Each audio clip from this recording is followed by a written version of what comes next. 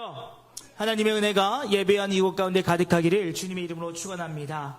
우리 지난주 말씀 암송이었죠. 요한복음 4장 53절 말씀. 그의 아버지가 예수께서 내 아들이 살아있다. 우리 이 말씀 함께 암송합니다. 시작.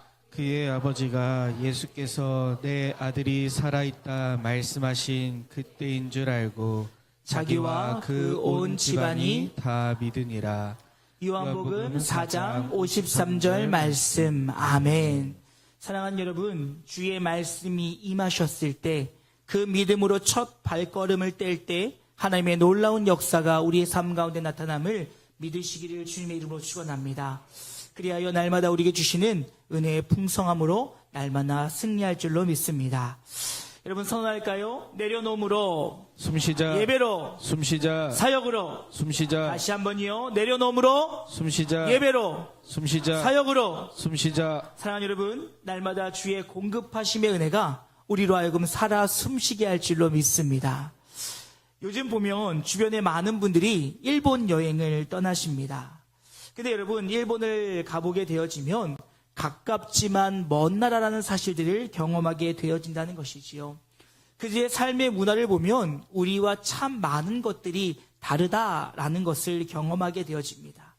여러분들도 많이 알고 계시겠지만 대표적으로 식사 예절만 봐도 그래요. 우리는 식사할 때 어떻습니까? 조용히 먹어야지요.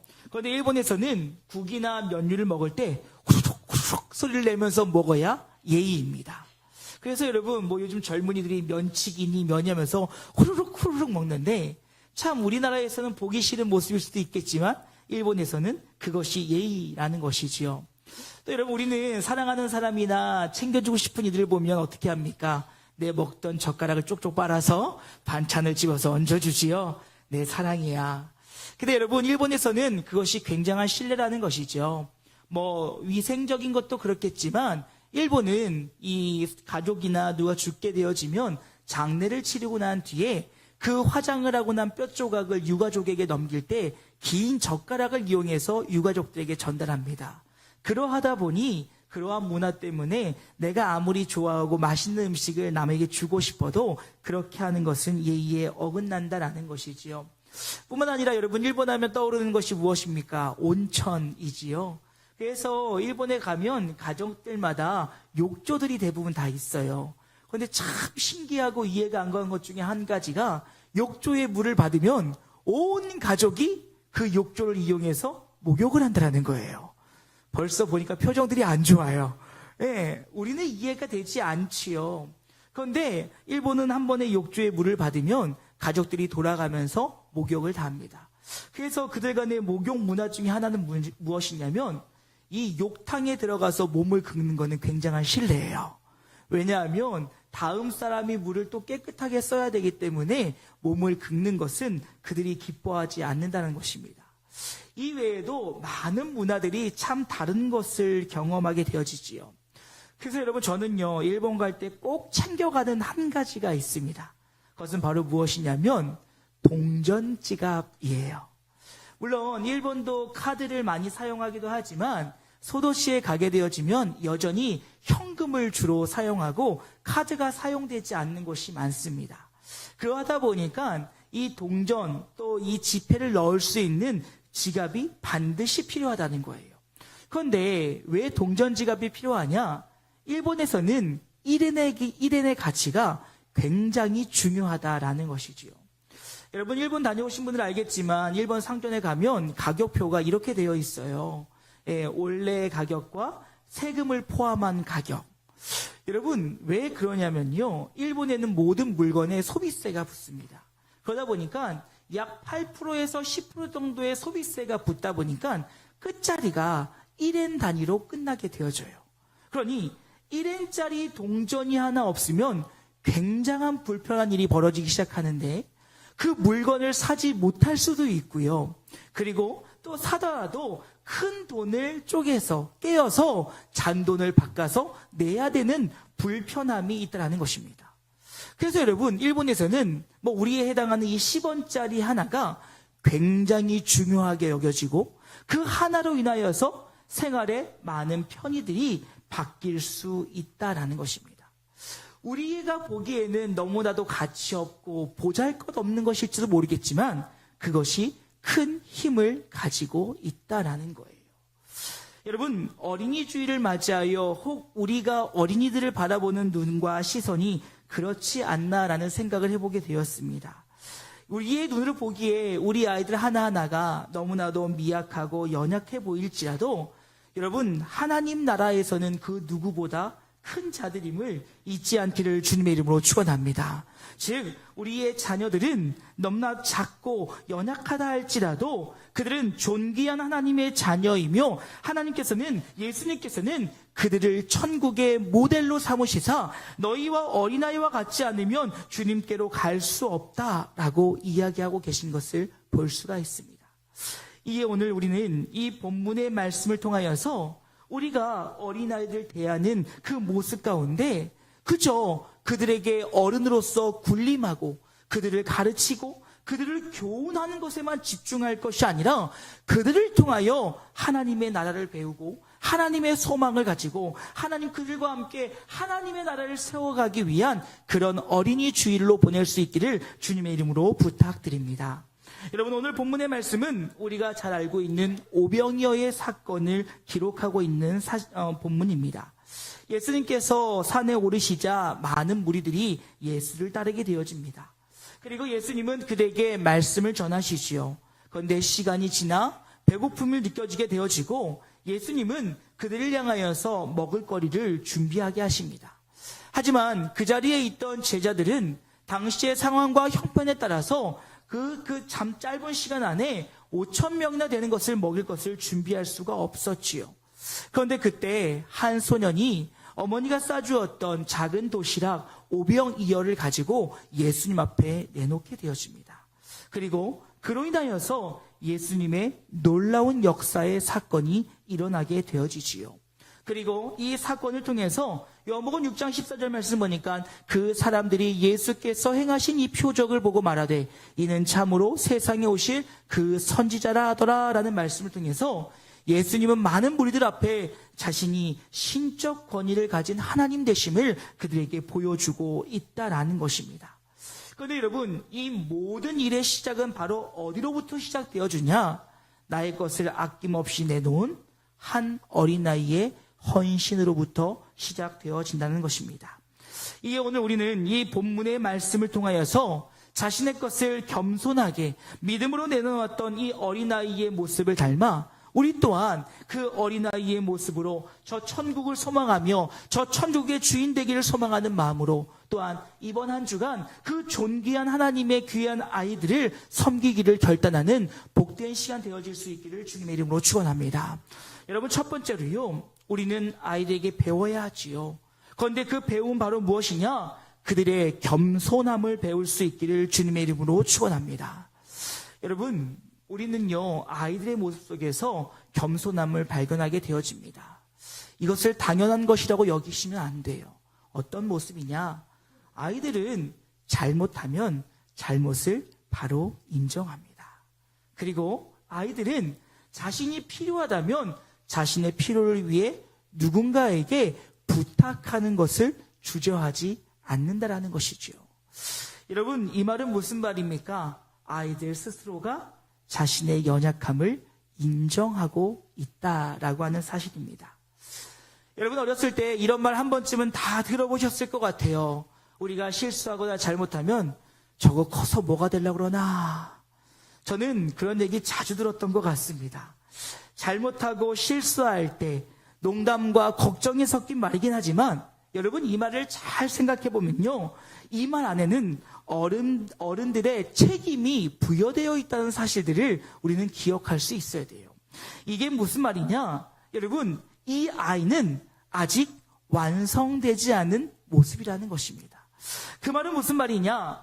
이 아이가 완성되어지기까지 우리가 그들을 어떻게 가르치고 어떻게 보호하며 어떻게 세워가느냐에 따라서 이 아이가 우리의 소망이며 우리의 희망이 될 수도 있는 반면에 우리가 이 아이들을 사랑하고 아끼지 않고 돌아보지 않는다라면 이 아이의 미래는 캄캄할 수도 있다라는 것입니다. 그럼에도 불구하고 오늘 성경의 말씀 보니까 이 연약한 아이, 이 부족하고 연약한 아이의 그 모습 속에서 우리에게 겸손을 가르치고 계시다라는 거예요. 여러분, 예수님께서는 이 어린아이를 천국의 주인의 모델로 삼고 계신 것을 볼 수가 있습니다. 마태복음 18장을 보게 되어지면 제자들이 예수께 나와 말하지요. 예수님, 천국에서 큰 자가 누구입니까? 그랬더니 예수님께서 한 아이를 그 앞에 세우시고 이렇게 말씀하시지요. 마태복음 18장 4절 이후에 그러므로 누구든지 이 어린아이와 같이 자기를 낮추는 사람이 천국에서 큰 자니라. 또 누구든지 내 이름으로 이런 어린아이 하나를 영접하면 곧 나를 영접함이니 라는 말씀을 통해서 자신을 스스로 낮추는 자, 겸손한 자가 천국에서 큰 자가 될 것이라고 이야기하고 있다는 것입니다. 그런데 여러분, 어느 때부턴가 우리의 삶 속에 이 겸손이 사라지고 있고 우리는 그 겸손의 모습들을 점점 잊은 채 평가하고 생각하고 있다라는 사실이지요. 여러분, 오늘 본문의 말씀을 보게 되어지면 어른의 시선으로 이 아이의 도시락을 평가하는 부분이 나옵니다. 요한복음 6장 9절 말씀 보니까 이렇게 얘기합니다. 여긴 한 아이가 있어 보리떡 5개와 물고기 2마리를 가지고 있나이다. 그러나 그것이 이 많은 사람에게 얼마나 되겠사옵나이까. 여러분, 이 말은 무슨 말이에요? 저거 누구 코에 붙여요? 아이가 내놓은 그것을 바라보며 하는 이야기가 고작 저걸로 누구 코에 붙이냐라고 평가하고 있는 것을 볼 수가 있습니다. 근데 여러분, 성경 원어를 보면 정말 그 도시락이 고작이었다는 것을 우리는 알게 되어지지요. 여러분, 그가 내놓았던 보리떡 5개는요, 이 당시에 너무나도 쉽게 구할 수 있고 가장 편안하게 먹을 수 있던 음식이었다라고 합니다. 그래서 가격이 매우 저렴했다라는 것이지요. 뿐만 아니라 그가 줬던 물고기 2마리가 여러분 어느 정도의 사이즈였냐면 우리가 생각하는 요즘에 정어리보다도 더 작은 사이즈였다라는 것입니다.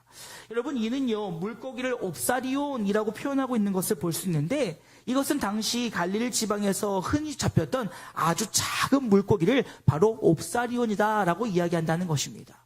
그러니까 지금 이 아이가 가져온 도시락은 너무나도 싸고 값비싸지 못한 아주 초라한 도시락이었다라는 사실이지요.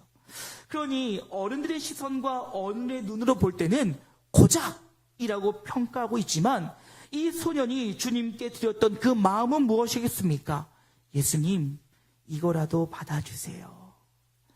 예수님, 너무 작지만 필요하다면 이거라도 받아주세요. 여러분, 참 아이들은 재미있어요.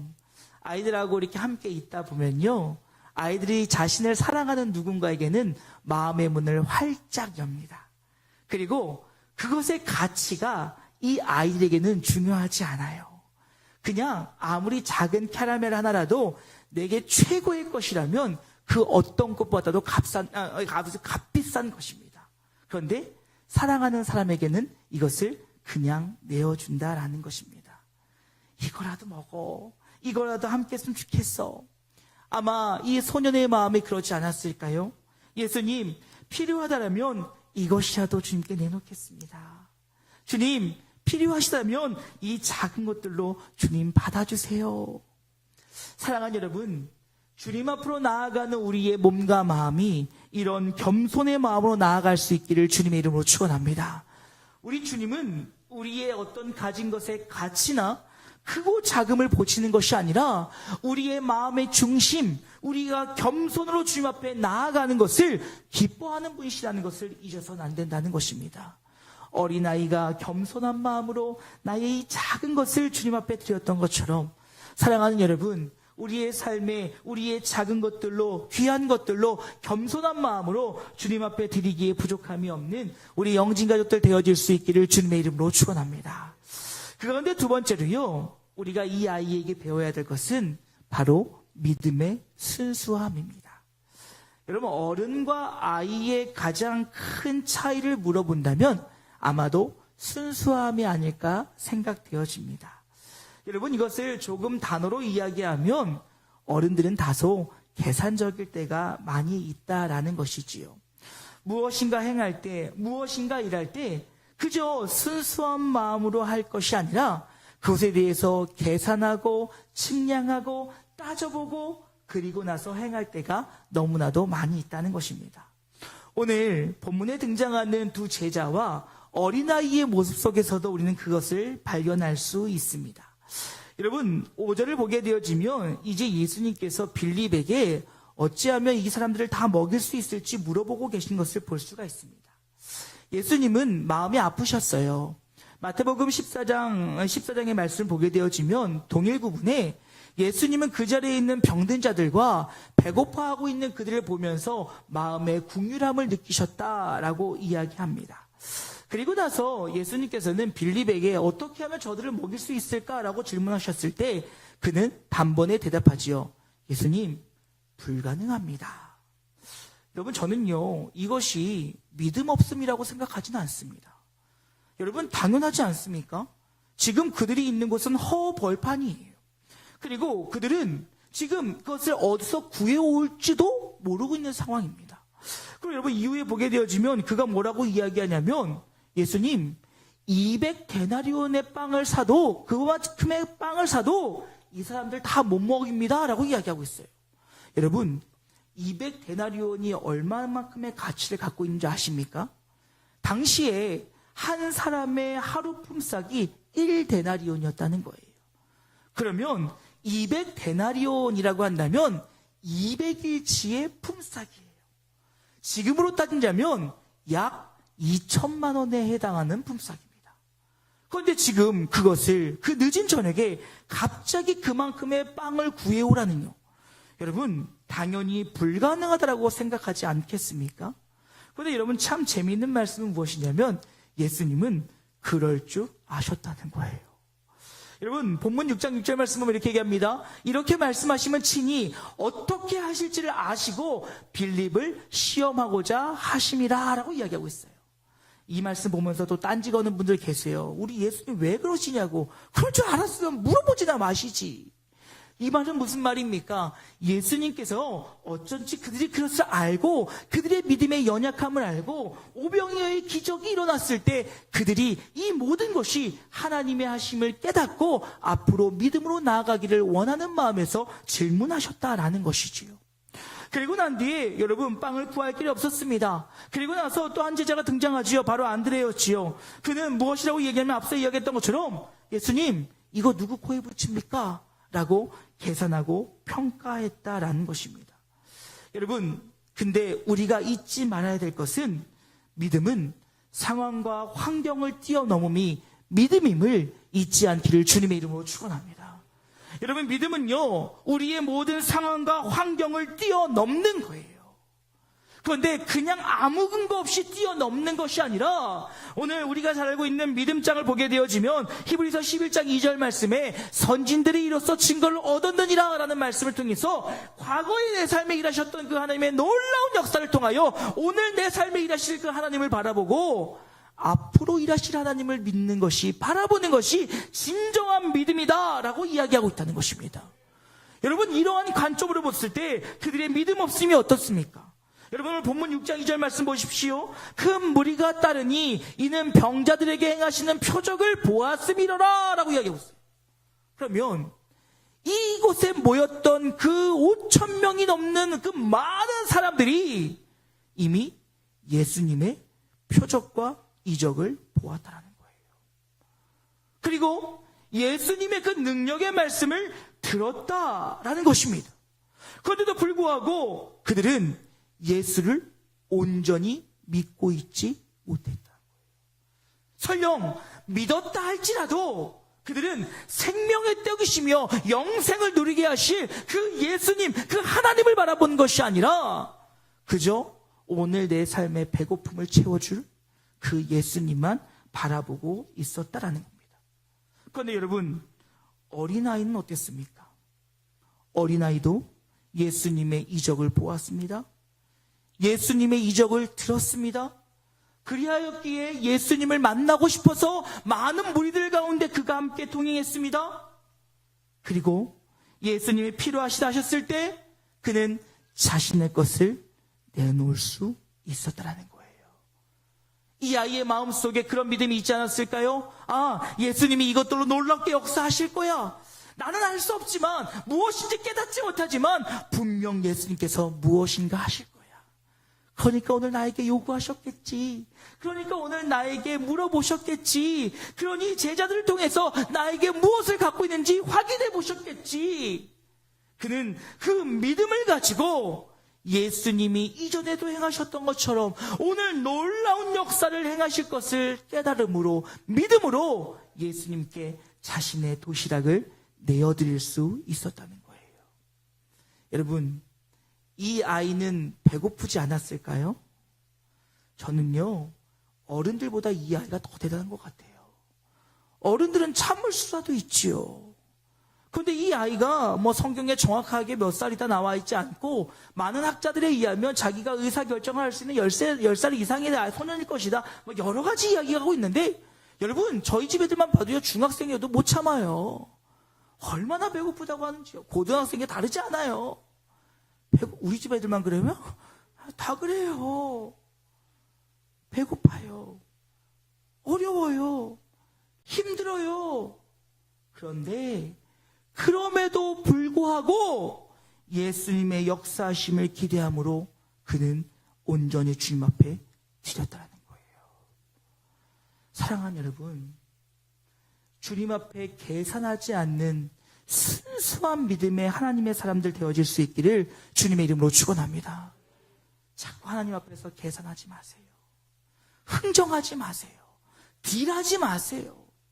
그저 주의 말씀이라면 주님께서 내 삶에 일하실 것을 믿는 마음으로 나의 작은 것들을 겸손히 내어드릴 수 있는 우리 영진가족들 되어질 수 있기를 주님의 이름으로 축원합니다. 그럴 때 마지막으로 주님께서는 저와 여러분의 삶을 통하여 놀랍게 일하신다는 거예요. 여러분, 오늘 이제 예수님께서는 한 소년의 드림을 보시고 놀라운 이적을 준비하십니다. 먼저 무리들을 50명에서 100명 단위로 무리지어 자리에 앉게 하십니다. 그리고 본문 11절 말씀 보니까 예수께서 떡을 가져 축사하신 후에 앉아있는 자들에게 나누어 주시고 물고기도 그렇게 그들이 원대로 주시니라 라고 이야기하고 있어요. 작은 보리떡 5개와 물고기 2마리를 가지고 예수님의 그 신적 권위를 가지고 그 위에 축사하십니다.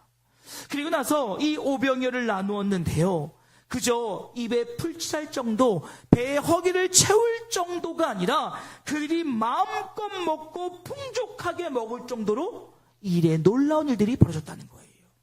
여러분, 성경은 5,000명이라고 이야기합니다. 하지만 당시에 사람의 숫자를 셀 때에는 남자들 중심으로 셌기에 여성과 아이, 노약자들은 그에서 빠졌다는 것이지요. 그렇다면 아마 그 자리에는 5,000명 이상 되어지는 아주 많은 사람들이 모여 있었을 것입니다. 그런데 그들에게 이 놀라운 역사를 행하시고도 12광지가 남게 된 것. 그런데 여러분, 이것의 시작은 바로 무엇입니까? 한 소년의 겸손과 믿음의 헌신이 이 놀라운 역사를 이루어 갔다는 거예요. 저는 간절히 소망합니다. 우리 영진 가족들 모두가 믿음의 거부들이 되어질 수 있기를 주님의 이름으로 축원합니다. 그저 우리의 신앙의 삶의 모습들로 인하여 이 땅의 풍요와 만족과 기쁨을 누리기 위해 살아가는 그런 신앙이 아니라, 그 얕은 신앙이 아니라, 내가 나의 것을 다하여 주님께 나아갔더니 주님께서 나의 삶을 통하여, 우리 가정을 통하여, 나의 자녀들을 통하여, 우리 기업을 통하여, 주의 몸된 교회를 통하여 일하실 것들을 기대하는 마음으로 나아갈 수 있기를 주님의 이름으로 축원합니다. 하나님이 우리의 삶을 어떻게 쓰실지 우리는 알 수 없어요. 하나님께서 나의 자녀들을, 나의 기업을, 나의 그 모든 것들을 어떻게 사용할지 우리는 알 수 없습니다. 그러나 우리가 믿음으로 주님 앞에 나아갈 때 믿음의 작은 섬김이 하나님의 나라를 확장시키는 은혜가 있기를 주님의 이름으로 축원합니다. 나의 작은 헌신이 하나님의 교회를 더욱더 굳건히 세워줄 수 있기를 주님의 이름으로 축원합니다. 나의 작은 노력과 애씀으로 인하여 하나님의 뜻이 이 땅 가운데 이루어지는 놀라운 역사가 바로 나를 통하여, 우리 가정을 통하여, 우리 교회를 통하여 일어날 수 있기를 주님의 이름으로 축원합니다. 여러분, 이 짧은 시간에 다 이야기할 수 없지만 저는 우리 교회를 통하여 일하실 하나님을 기대합니다. 여러분, 이것을 우리의 상황과 환경을 보면 기대할 수 없을 거예요. 보십시오. 우리 교회 주변에 얼마나 큰 교회들이 자리하고 있습니까? 여러분, 저는 종종 생각해요. 그 큰 교회들 사이에서 우리가 49년을 이곳에 서 있다는 건 하나님의 은혜예요. 하나님의 도우심 없이는 그 큰 교회들 사이에서 우리가 세워질 수 없었다는 것이지요. 그뿐입니까? 그 큰 교회들, 교회가 크다 보니 성도가 많은 것은 당연한 일이겠지요. 뿐만 아니라요, 그러다 보니 지역사회에 많은 영향력을 미치고 있습니다. 그리고 재정적으로도 우리보다 나을 것입니다. 그들과 비교해 봤을 때 우리는 그 어느 것 하나도 충만한 것이, 충족된 것이 없다는 거예요. 하지만 놓치지 않는 것, 우리가 이 땅 가운데 믿음으로는 그 누구에게도 밀리지 않는 우리 교회 되어지기를 간절히 축원합니다. 하나님께서 우리 교회를 통하여 일하실 것, 하나님께서 우리 교회를 통해서 역사하실 것, 하나님이 나의 삶을 통하여 일하실 것에 대한 그 믿음의 확신은 그 누구에게도 뺏기지 않으셨으면 좋겠어요. 그럴 때 하나님께서는 우리의 그 믿음을 보시고 우리를 통하여 하나님의 놀라운 역사를 행하신다는 사실 기억하실 수 있기를 주님의 이름으로 축원합니다. 이제 말씀 마치고자 합니다. 매년 맞이하는 어린이 주일, 사실 설교자들은 참 많은 고민을 합니다. 매년 절기들이 너무나도 반복되어지거든요. 저도 말씀을 준비하면서 지난 몇 년 동안 어린이 주일 설교들을 돌아봤어요. 돌아봤더니요, 대부분의 설교가 아이들을 존중합시다, 아이들을 보호합시다, 아이들 사랑합시다, 아이들 섬깁시다, 다 그저 어른들로서 우리들의 해야 될 일들만 이야기했더라고요. 그래서 이번에 말씀을 묵상하는 가운데 그 생각이 들더라고요. 물론 아이들이 아직 연약하기에 우리가 보호하고 지켜야 되겠지만 하나님께서는 그들을 하늘의 주인이라 말씀하시고 우리에게 그들로부터 배우라고 말씀하셨어요. 그 말은 무슨 말이에요? 우리가 그들과 함께 손잡고 하나님의 교회를, 하나님의 가정을, 이 나라와 민족을 세워가야 된다는 거예요. 저는 일부에도 그런 말씀 드렸어요. 여러분, 오늘 아이들 만나면 한 번씩 꼭 안아주세요. 억지로 앉지 마시고요. 두 팔 벌렸을 때 달려온 아이들 한 번씩 안아주면서 이렇게 얘기했으면 좋겠어요. 고마워, 사랑해. 여러분, 고마운 일이 얼마나 많습니까? 건강하게 자라난 것, 주일날 교회 나와서 예배드리고 믿음 안에 있는 것 얼마나 감사한 일이에요. 그렇지요? 그런데 우리의 마음속에 또 한 가지의 감사함이 있었으면 좋겠어요. 사랑하는 아이들아, 너희들을 통해서 하나님의 나라를 소유할 수 있도록 도와줘서 고마워. 너희들의 그 순수한 믿음과 너희들의 겸손한 마음을 내가 다시금 기억할 수 있게 알려줘서 고마워. 또 사랑한다고 이야기했으면 좋겠어요. 여러분, 요즘에 보면요, 많은 사람들이 사랑을 갈급하는 것 같아요. SNS에다가 나의 그 삶의 이야기를 올리면 좋아요를 받는 것을 너무 좋아해요. 하트가 날라올 때마다 행복해요. 저도 누가 100개 이상 눌러주면 너무 행복해요. 아이들에게 사랑한다고 고백하면 어떨까요? 너희들이 있어서 내가 행복해. 너희들이 있어서 감사해. 너희들이 있어서 내가 또 하나님의 나라를 바라봐요. 사랑하는 여러분, 복음에 반응하는 그 아이들의 모습을 배울 수 있는 성숙한 어른들 되어질 수 있기를 주님의 이름으로 축원합니다. 그저 그들보다 많이 알고 많이 가졌고 많이 내가 누리고 있다고 해서 그들 위해 군림하려고 하는 그런 권위적인 어른들이 아니라 정말 주의 말씀처럼 그 어린아이 한 명으로부터 하나님 나라를 배우고 그 아이 한 명으로부터 하나님 나라를 꿈꾸며 또 그 한 아이를 통하여서 하나님의 믿음의 유산들이 이어질 것을 기대하는 마음으로 이번 어린이 주일 우리 아이들을 사랑하고 존중하고 높여줌과 동시에 그들을 통하여 하나님의 나라를 바라보고 하나님의 나라를 꿈꿀 수 있는, 또한 우리도 그들의 모습과 같이 겸손하게 믿음으로 살아가기를 결단하는 그런 어린이 주일이 되어줄 수 있기를 주님의 이름으로 축원합니다.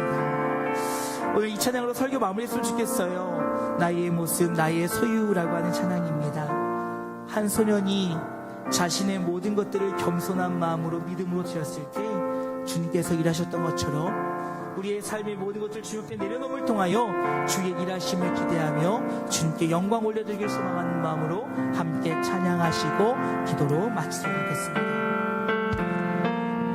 내 모습 나의 소유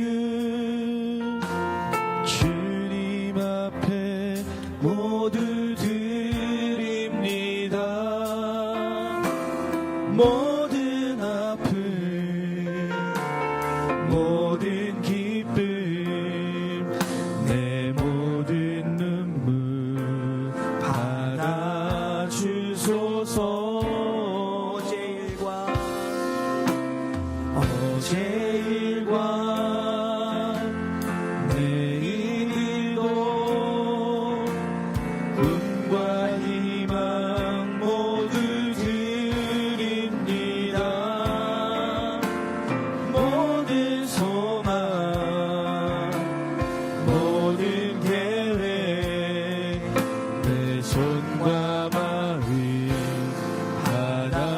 받아주소서. 나의 생명을 드리니 주 영광 위하여 사용하옵소서. 내가 사는 날 동안에 주를 찬양하며 기쁨의 제물 되리. 나를 받아주소서. 나를 받아주소서. 다시 한번 결단할까요? 나의 생명을 드리겠습니다. 나의 생명을 드리니 주 영광 위하여 사용하옵소서. 내가 사는 날 동안에 주를 찬양하며 기쁨의 제물 되리. 나를 받아주소서. 나를 받아주소서. 사랑하는 여러분, 함께 결단하며 기도했으면 좋겠습니다.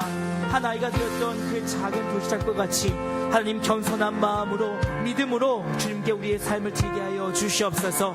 그를 통하여 우리의 삶을 통하여 하나님 놀라운 역사로 일하시고 주의 일하심 앞에 귀한 도구로 사용되어지는 우리의 삶이 되어지길 원한다라고 우리 한번 기도했으면 좋겠습니다. 더불어 기도하실 때 우리 사랑하는 믿음의 자녀들, 하나님의 귀한 권속들 하나님 날마다 주의 사랑 안에 보호받으며 양육되어지게 하여 주시고 우리 모든 교육기관들이 날마다 주의 은혜 안에 정말 주의 말씀 안에 바르게 양육되어져 이 땅을 변화시킬 하나님의 사람들을 세워질 수 있도록 우리 주의 이름 한번 크게 부르고 함께 기도하길 원합니다. 기도하시겠습니다. 주여